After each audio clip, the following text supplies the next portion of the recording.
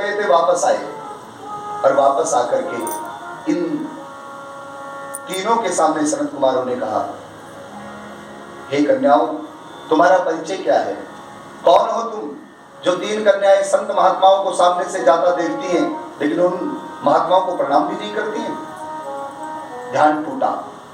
इन तीनों कन्याओं ने कहा, हे महात्माओं, हम तुम्हारे चरणों में प्रणाम करती हैं, क्षमा करना, हम भगवान नारायण का दर्शन कर रही थी, हमें नहीं मालूम पड़ा कि आप हमारे आगे से कब गए। सनत कुमार आवेश में आ गए, क्रोध में आए। सनत कुमारों ने कहा, धिक्कार है पितरों की कन्या, तुम अपनी मर्यादा में नहीं रही, इसलिए हम तुम्हें श्राप देते हैं, जाओ जाओ, तुम्हें धरती पर साधारण कन्या बनकर के जन्म लेना होगा। ये तीनों कन्याएं बेचैन हो गई। इन तीनों कन्याओं ने कहा, महात्मा जी, क्या आप ये कहना चाहते हैं कि भगवान का ध्यान करना अपराध है? श्री नारायण का ध्यान करने में हम ध्यानमग्न हुई, ना मालूम पड़ा कि आप आए और चले गए, और आप हमें श्राप देते हैं। यदि भगवान का ध्यान करना, भगवान का दर्शन करना अपराध है तो आप हमें उचित दंड देते हैं, लेकिन अगर भगवान का दर्शन करना और उस दर्शन में ध्यान में मग्न होना अपराध नहीं तो आप उचित नहीं करते। सनत कुमारों को लगा बात तो ठीक कहती है, ये नारायण का दर्शन कर रही थी, इनका ध्यान नारायण में था, हम इनके आगे से चले गए, नहीं पता चला कि हम आए।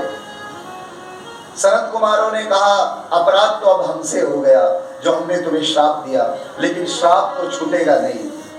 मुख से निकली हुई वाणी बाण रूप से चलती है तो घाव करती ही है, बिना घाव के रुकती नहीं है। और अब ये चोट तो दे ही चुकी है, या घाव तो कर ही चुकी है, लेकिन उस घाव को भरने के लिए हम तुम्हें अब श्राप के बाद आशीर्वाद देते हैं। बोले शंकर भगवान की जय। सनत कुमारों ने कहा, हम तुम्हें आशीर्वाद देते हैं, धरती पर पितरों की कन्या में से जो मैना नाम की कन्या है वो पर्वतराज की पत्नी बनकर के धरती पर आएगी। मैना धरती पर साधारण कन्या बनकर के जाएगी, पर्वतराज से विवाह होगा और इनके घर जगत जननी जगदम्बिका मां भगवती पार्वती बनकर के आएगी। बोलिए जगदम्बा मैया की जय। उन पार्वती जी का विवाह भगवान श्याम सदा शिव के संग संपन्न होगा और मैना तुम्हारा संबंध दामाद के रूप में रिश्ता भगवान शिव के संग संपन्न होगा। मैना तो बड़ी प्रसन्न हुई। ये घटना सारी नारद जी सुना रहे। पीछे पितरों की कन्या धान्या खड़ी। धान्या ने कहा, मेरा क्या होगा? कहा तो पितृलोक में मैं पितरों की कन्या हूँ और धरती पर जाऊंगी तो मुझे भी कुछ आशीर्वाद दे महात्मा। तो महात्माओं ने कहा, सनत कुमारों ने कहा, हे देवी धान्या, धरती पर तुम जाओ तो तुम्हारा विवाह जनक राज के संग, विदेह राज जनक के संग होगा और धरती पर तुम्हारा नाम सुनैना पड़ेगा।